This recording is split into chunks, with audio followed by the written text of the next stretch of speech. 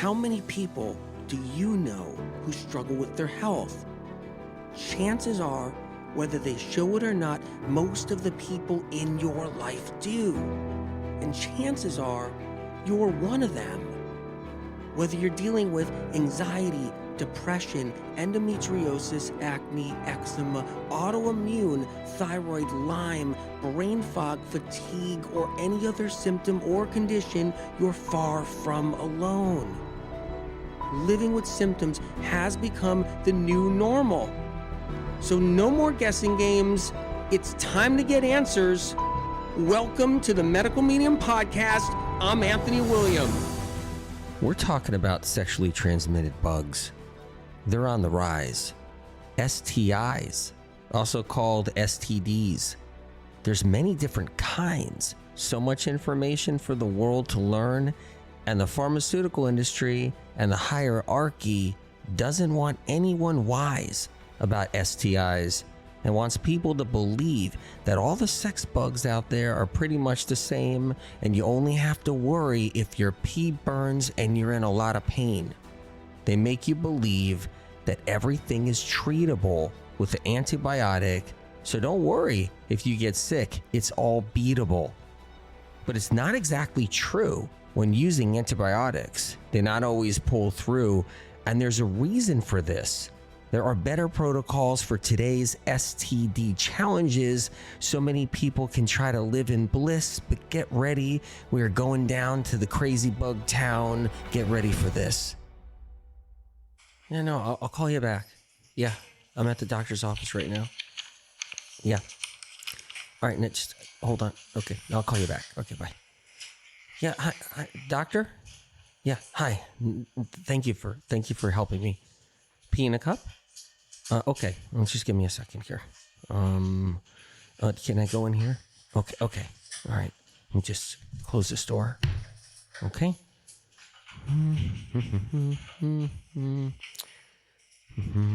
Okay. Nurse, this is for the doctor.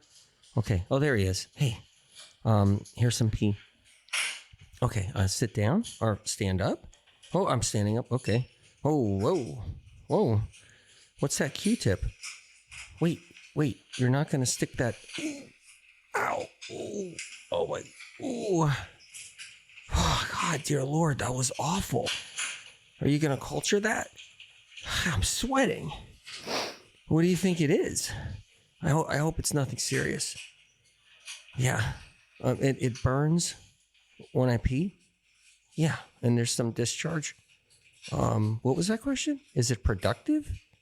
I don't know what you mean. Is it productive? The discharge? I don't know. I guess it's productive. Oh, okay, I'll sit here. It's on the rise. Not so common anymore STDs are now spreading fast and becoming common. Is it from more sex? Are people having more sex out there? Is it people having more and more sex with different partners? And that's why STDs and STIs are on the rise. Nope. It's about the same as it's been for the last 5 to 7 years. But yet, STIs are not only exploding, but they're changing in strength. And they're eventually going to keep on mutating and mutating faster and faster as the years go by. STD history is changing, and it's going to keep changing. The COVID lockdown, if you remember, was really hard on a lot of people. It was like the COVID sex shutdown. Anybody who usually goes out there and about looking for partners and so forth, or the dating scene and having sex, pretty much all of it was like at a halt. So you would think that STIs and STDs would have dropped substantially because of that. But no, the minute the lockdowns were over, everybody started partying. And maybe that partying actually moved it up, where now that's why the STIs and the STDs have grown substantially upward, have risen. But not really, no. It just balanced out the lack of sex everybody was having during the lockdown. If you ask somebody out there and you say, somebody who's on the scene, the dating scene and so forth, and you mention sexually transmitted diseases or sexually transmitted infections, and they would look at you and probably be like, what are you talking about? I'm just dating. Everything's good. That's kind of weird. Am I supposed to be worried? Am I supposed to be concerned? And then if you find somebody that is concerned, what are they concerned about? What's their biggest worry? What's their biggest fear? If you mention STIs and STDs, it would take a moment for them to actually think about and figure that out in their own heads.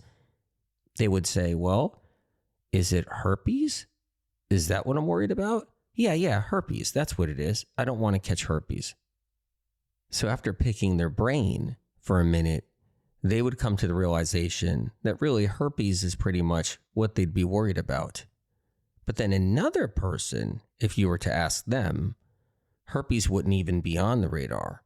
That would be an okay thing to catch. Their concern would be HIV.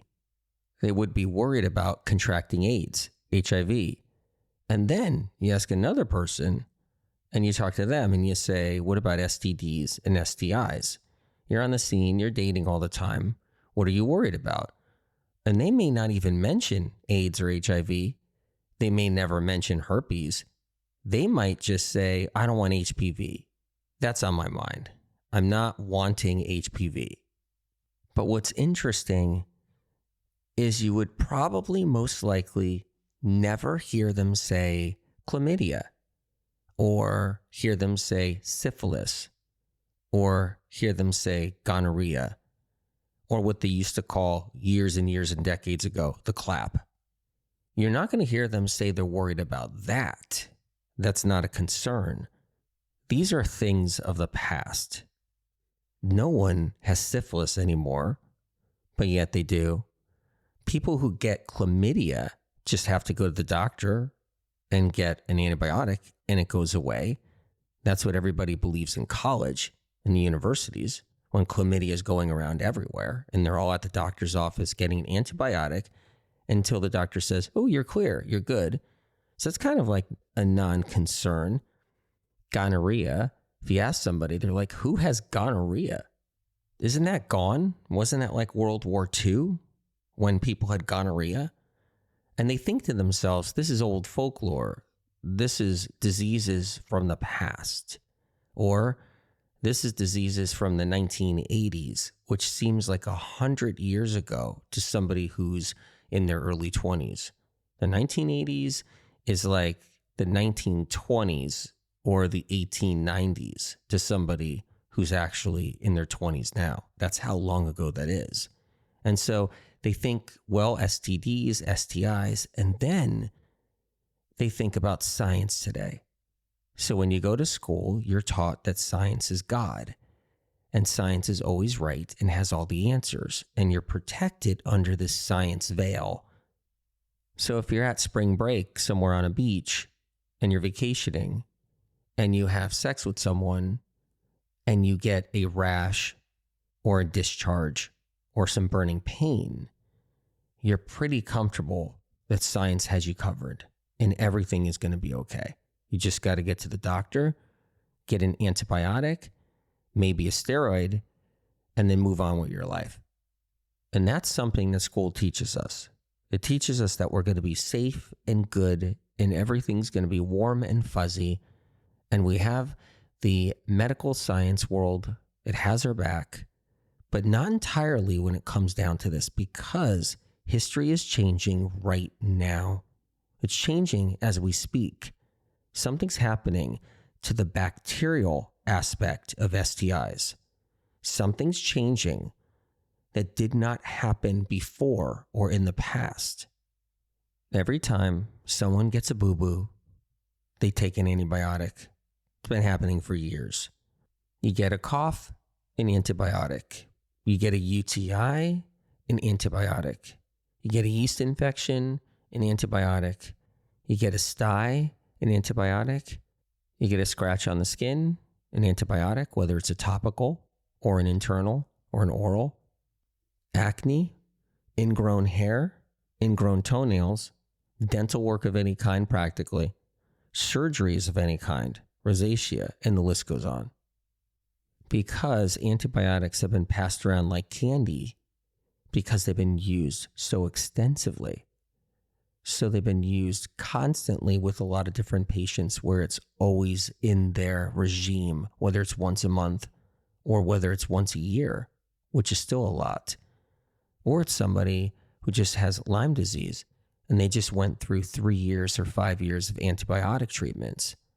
However it's delved out and wherever it's delved out, it's changing the structure of bacteria. So let's look at chlamydia. The chlamydia somebody contracted years ago is much different than the chlamydia somebody contracts today. Like, for example, years ago, chlamydia did not know about antibiotics. It didn't have an understanding. It was highly allergic to antibiotics. That means many, many decades ago, when someone had chlamydia and an antibiotic went into their body, it killed the chlamydia fast and quickly and harshly. The chlamydia couldn't survive so easily. When antibiotics first came out on the scene, it was like a miracle. If someone had a bacterial infection, an STI, an STD like chlamydia, it was like the sky opened up, the heavens opened up. It was an instant cure for most people, right off the running. But 8, 9 decades of doctors prescribing antibiotics for everything, and not using natural approaches or herbal approaches, just antibiotics for every single patient that walked through the door because it was this incredible panacea. It dumbed things down. Bacteria got smart. STIs, STDs, bacteria, sexually transmitted, became highly intelligent because it always had a taste of an antibiotic somewhere, somehow. Even when it was just slightly in its dormant phase in somebody, or it wasn't even creating a big problem. Somebody had a little bit of chlamydia tucked away somewhere inside their liver or inside their lymphatic system or somewhere in their body. And they were taking an antibiotic for something else, a cough, a cold, some kind of bronchitis, a STI, some acne. And the chlamydia that was inside the body ended up tasting that antibiotic and surviving the taste test.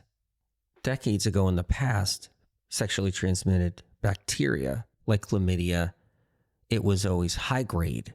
You got the infection, it exploded, it was there.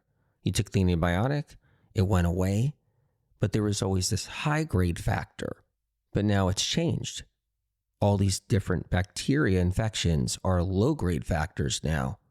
They're just harboring, they're just lying inside organs, they're lying inside reproductive organs. They may not be making a big scene or stink or a problem or a big infection in the moment. They may not even be able to be detected, but they're there nevertheless, and they're sitting there on a low-grade level.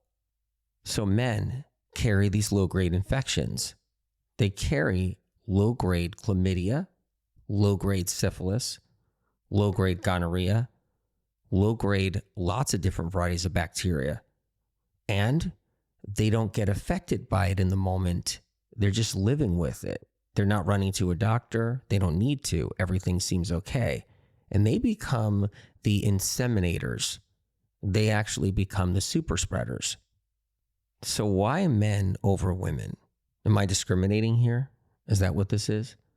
No, it's men over women. The reason why is because men don't have a menstruation cycle and they don't ovulate. And because of that, their immune system stays somewhat stabilized, somewhat middle ground.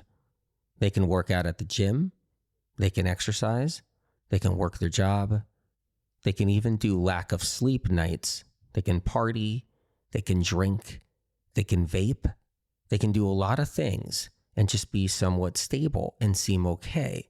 And they can carry those low-grade bacteria. They can carry it in their system for year after year after year. and it won't be noticeable. They won't see it at the doctor's office. They won't see it really in testing. It's low grade. It's at a small level, but yet they're the super spreader. So when they're with a woman, they spread that, and a woman will see the problem and notice the problem with her health. A woman's immune system is challenged every single month. Ovulation lowers the immune system. Menstruation lowers the immune system by 80%. So 80% of the immune system leaves other organs, other places of the body, and it heads to the reproductive organs to protect the reproductive system. And because of that, women have these ups and downs with their immune systems. They're easily subjected to bacteria and viruses, other pathogens, and they can notice it. But this leads to a problem, not just for the woman's health, but to the woman's reputation, because the woman will be blamed for the chlamydia outbreak. The woman will be blamed for anything. For example, if a man is carrying a low-grade strep infection or multiple varieties of streps, low-grade, in the man's system, and then the woman comes down with a UTI, and that UTI is strep or a kidney infection, a bladder infection, or any kind of infection. The guy doesn't have the infection. The guy's fine. It's like, what's wrong, honey? Why are you so sick? The woman has the really bad strep infection and is at the doctor's office getting drugs and treatment. So the woman's the problem. She's the one with the UTI. She's the one with the strep infection. The guy's fine. He's going to work. He's at the gym 5 o'clock in the morning. He's doing good. He's drinking and eating what he wants. And the woman's sitting there struggling until she's done with her UTI. So let's talk about chlamydia for a second. Why are there thousands upon tens of thousands upon hundreds of thousands of women in universities coming down with chlamydia and going to see their doctor when there's only a speck, 1%, 2% males going in for chlamydia? How does that work? And if you are a guy and you're with a group of guys, a bunch of friends, maybe a fraternity you're in, and you actually go to a doctor because of chlamydia, you're going to be called a wuss. You're going to be the wuss, because that's how many far and few, that's how many men really see a doctor for chlamydia. And this includes older men in their 30s, 40s, 50s, and 60s, and so forth. They just don't really get a chlamydia diagnosis so much. It's rare, it's far and few, but yet it's exploding out there, and men are the carriers. But yet when a man gets a bad cough, for some reason, whether there's a flu going around and now it's a bronchitis, and they go on antibiotics, that chlamydia that's in there, low grade, half dormant, ends up experiencing that antibiotic, making the chlamydia stronger, not weaker. And that goes with any kind of bacteria. Like, for instance, strep, same thing. It gets used to the antibiotics. It ends up strengthening and overriding the antibiotics. So then when it gets passed on to somebody else and they get it, then they're on the antibiotic. It's not a stranger to that antibiotic. So only maybe 75% of that strep will get killed off. The 25% will stay behind. It'll be there. And then the immune system will try to regulate it. But this becomes a problem all on its own. Because if the person has that strep there, then goes and collects a chlamydia or an additional strep, now it's an overload.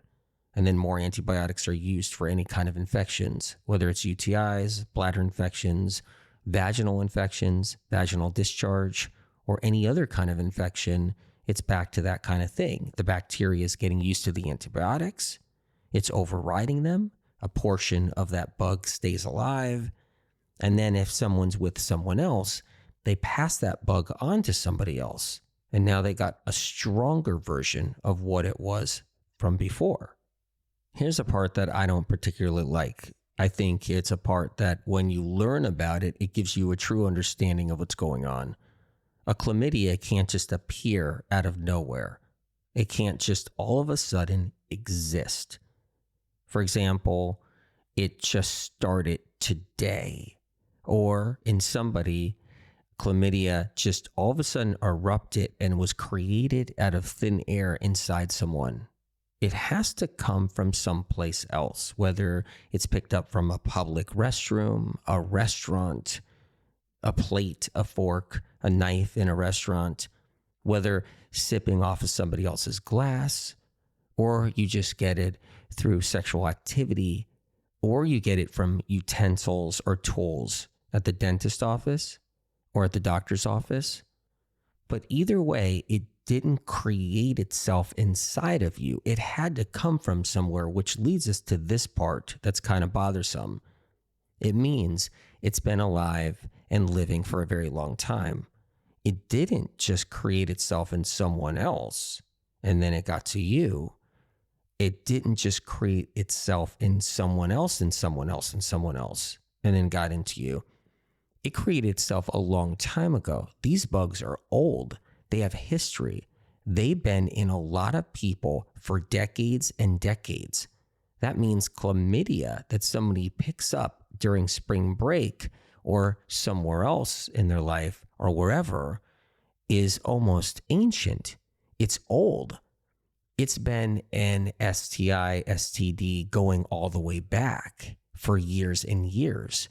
It could have been in 10 people, 20 people, 50 people, 500 people, 5,000 people for the last 8, 9, 10 decades. And this goes with syphilis as well. It goes with any kind of sexually transmitted bacteria or any kind of sexually transmitted virus. The same goes. It could have been in 5,000 people throughout the decades and passed along. It's somebody else's and somebody else's. It's old. It has history. It's plagued somebody else or just been dormant in somebody else or just been self-regulated, low grade in somebody else. But it's been around. And all along the way, these bugs have carried survival information with them, intelligence from other people's bodies, other people's emotional experiences, other people's adrenaline surges, and other people's toxicity levels. It carries all of this intelligence, including drugs that someone takes medically prescribed, like antibiotics. It carries that information too along with it. And with the amount of antibiotics people are prescribed out there, you would think nothing lives that's a bacteria or anything of the sort. No pathogen lives. The amount of antibiotic use that's happening and being prescribed out there. That means how would chlamydia, how would syphilis, how would gonorrhea, how would anything survive? How would strep survive? How would anything with the amount of antibiotics, the barrage of antibiotics in everyone for so many years? There should be very little left. There should be very little breakouts of, say, chlamydia or gonorrhea or anything of that sort. There shouldn't be any of it left when you think about it. But that would be a bummer if there was none of it left. Because the hierarchy, the industries, the evil demon in the sky, whatever you want to call it, wants people sick. They want people to have doctor bills. They want people to have a poor quality of life. They want people gone. They want people to be miserable and suffering. Yes, believe it or not, it's true. They do. And there's obvious reasons. But the problem here is these bugs didn't just naturally appear and gravitate to the degree they're in now and in us now. Instead, they've been placed out there. These bugs were raised in labs. All of them. The STDs, raised in labs. The viruses, herpes, simplex 1, simplex 2. And I'm not even going into the Epstein-Barrs, which are easily sexually transmitted, and the HHV6s, and the shingles, and the cytomegaloviruses, the HPV, all the different bugs we have out there. They're sexually transmitted as well. But all of these bugs were raised in labs, and they were placed into our environment purposely so we can catch them. MRSA is not the only antibiotic resistant bug out there now. It's all the bugs. They're all rising up and strengthening. Same thing with the herpes. Herpes is becoming immune to the pharmaceuticals that are prescribed for herpes simplex 1, herpes simplex 2. They're actually getting stronger as the years go by. They're getting used to the pharmaceuticals. All of them are. And all of the bugs are mutating, strengthening, and growing. But yet, our pharmaceuticals are not getting stronger or working more effectively. It's like they're behind on pharmaceuticals treating all of these bugs. Pharmaceutical antivirals aren't doing the job of suppressing the viruses as much as they did in the past. Pharmaceutical antibiotics are not suppressing the bacteria like they did in the past. And because of that, plus some other things and other factors, STIs are on the rise. Sex isn't on the rise. Sex is relatively the same, but the STIs are not the same anymore. They're rising and rising fast. So what do? Where's the hope? Well, to begin with, this isn't about not going to your doctors. Because yes, an antibiotic might be the very thing you need to actually dumb that infection down and bring it down, or help you so you can get a strep infection down so you don't end up getting sepsis, especially if you're bleeding or if you have another problem or you're severely inflamed or fevered up. It's not about avoiding the doctor, and it's not about avoiding the doctor's guidance or advice. It's about protecting yourself along the way, alongside of it all. Or if you're somebody where the antibiotics don't work anymore, you're going to every doctor you can find. You've taken all the different varieties of antibiotics and antivirals that the doctor has to offer, and nothing fixes it, and you're suffering, and you're living in misery.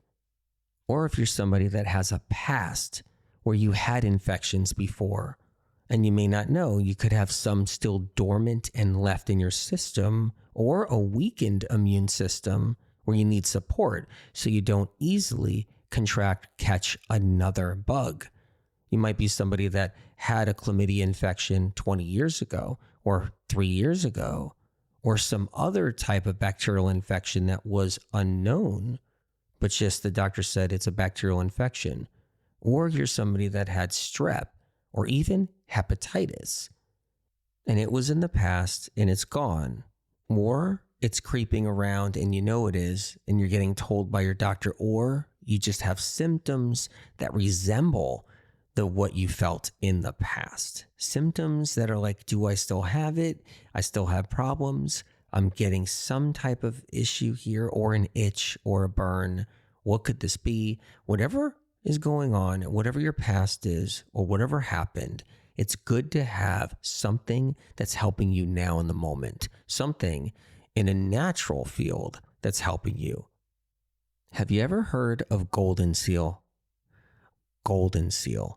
You might have heard of it. You might have had it before. Maybe you had a little bit of Goldenseal in a supplement that you were taking a while back with other things as well, other herbs.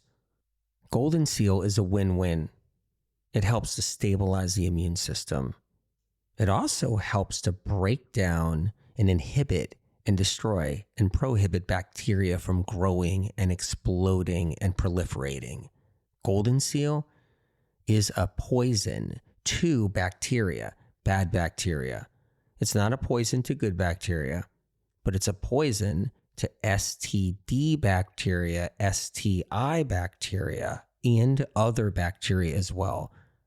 Chlamydia, syphilis, gonorrhea, other bacterial infections that are STIs, STDs, bacterial infections do not like Goldenseal. It has phytochemical compounds that affect bacteria, weaken it, break it down, and destroy it in many cases. Very, very strong bacteria that's passed around from person to person to person for decade to decade still gets affected by Goldenseal, meaning it doesn't get immune to it.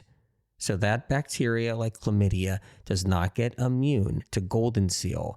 Any kind of bacteria doesn't get immune to Goldenseal. And it isn't just using Goldenseal, it's learning how to use Goldenseal. And Goldenseal without different things that are bad for you in the Goldenseal, like alcohol and other preservatives and so forth. It's about finding a Goldenseal, the right one, and then learning how to use it. We're always relying on our immune system. We're relying on it to clean up the mess.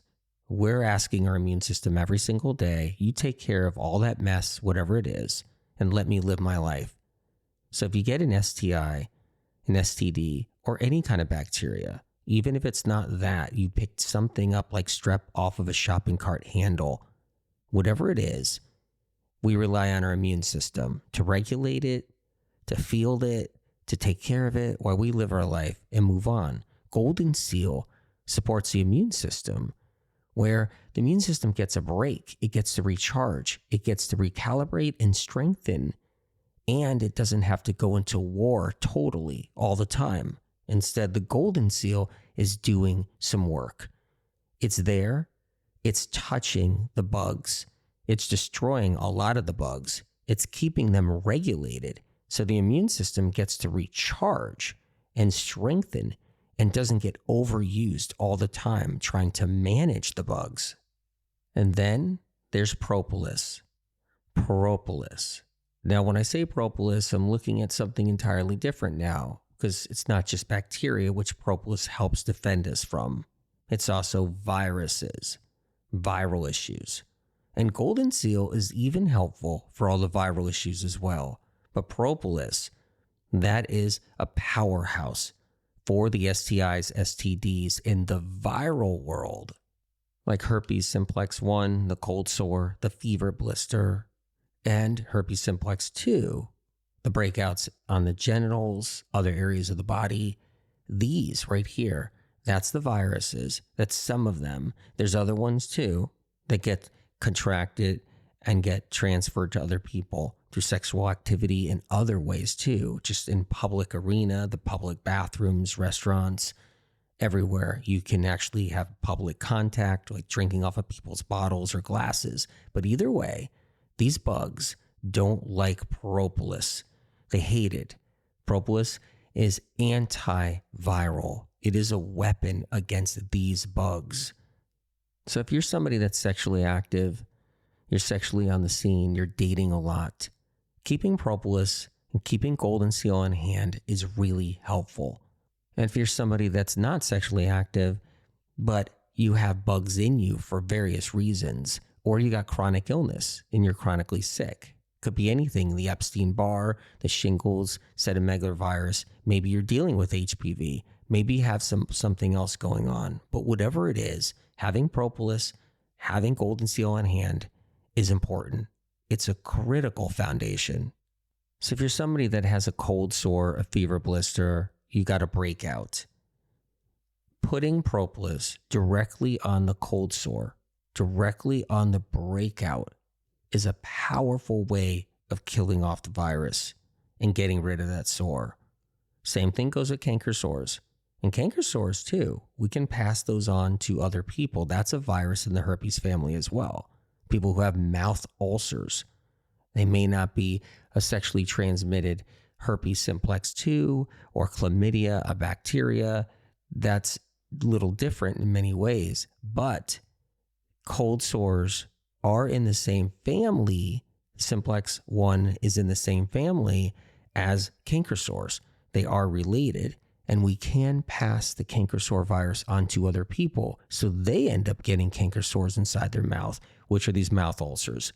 And Propolis helps to get rid of those. Some people, it's a miracle. They suffer and they have dime-sized canker sores in their mouth, on their gums, on the insides of their cheek, down their throat, and the Propolis gets rid of them when nothing else could get rid of them. And if you have a partner that you're suspicious of having a low-grade infection of some kind underneath it all, or something that's slightly dormant, or they're exhibiting some kind of symptom, but yet it doesn't warrant seeing a doctor because they're not going to a doctor for some reason. If you think that they have something or they're harboring something that you may have contracted from them or maybe not contracted, either way, they should be on Goldenseal. They should be on Propolis as well. Keep in mind, for some people, they may need just a little bit of Propolis and a little bit of Goldenseal, and they don't need a lot, just some to manage or help along the way or support. And then there's some people that are going to need more than that. They're going to need more than just, say, one little dose or a few drops. They're going to need a lot more. And then there's the quality aspect. What Propolis is it? What Goldenseal is it? Does it have natural flavors in it? Does it have alcohol in it? Does it have a preservative in it? Does it have hidden ingredients in it? And is it really weak? And what's the real source of it? Because there's a lot of bad products out there and a lot of bad Goldenseal. There is hope, and there's ways of using herbs to really move somebody forward and heal, like get better and move past it and get rid of the bacteria, get rid of even the viruses, and move past it. And if you get a chance, check out Brain Saver Protocols. There's actual protocols in there to use Goldenseal and to use Propolis, like the Propolis shock therapy and the Goldenseal shock therapy. So, yeah, no, I'm here. What is it? Because I'm nervous. Yeah. The doctor has an answer. He's coming in. Okay. Hi, doctor. Yeah. Am I feeling better? Feeling a little better. So what's the problem? Huh? There was a grain of rice stuck? A grain of rice stuck in there? How did that happen?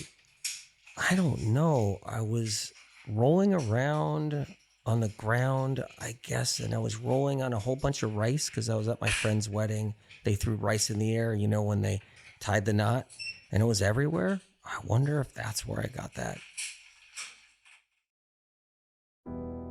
It's pre-planned from the beginning. The hierarchy wants the people to be sick for a lifetime span, keeps the machine winning. It's historic. It's antiquity. Purposely. Awareness is weak because they don't want people to not partake. They don't want people to go on a dry streak. You go to school, you're taught. Science has you protected. Science is God. You're a fool if you doubt their cult and their science laws. You will never get tripped up. They make you feel you will never get caught. And if you do, they offer the one-size-fits-all antibiotic route. But it's never been said that they offer the same for every cough. As time went on, the bug world grew tough. Tougher for some, and then tougher for others later. Eventually making it so the world might even stop. Like it did 2,000 years ago in Rome, when things got out of hand in the bedrooms, which caused the empire to fall due to brain rot. But there is hope. The human race doesn't have to succumb from being outrun by pathogen fun. There are nature weapons in our hands we possess that can stop bugs from running our lives and keeping us from expiring. We can overcome our suffering and rise above the pain and heal, move forward, and live free another day.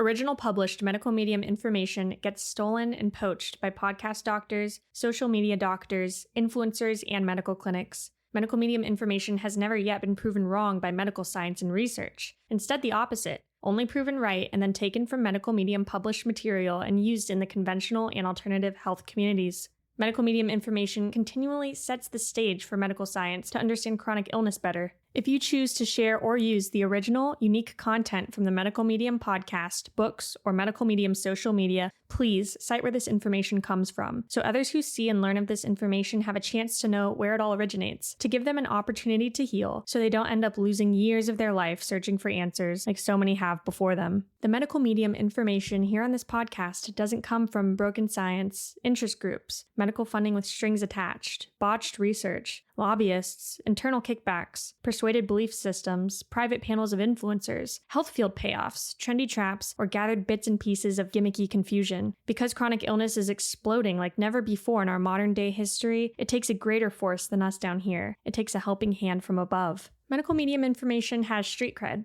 It's an organic movement of countless people around the world healing. More healing stories of real people not being paid to tell their life-changing experiences of rising out of the ashes of sickness and entering into the light of full recovery, getting their lives back and finally healing when nothing else in the world of health could move the needle and get them better. The information on this podcast is not man-made. It comes from above, from a higher source. Whatever you believe in, whether God, the universe, the light, or the creator, or if you believe in nothing at all, that we're just floating through space together on this rock. Know that the information you hear on this podcast is separate from all the other noise out there. It comes from a different place, a pure, untampered with, advanced, clean, uncorrupted, original, primary source, a higher source, spirit of compassion.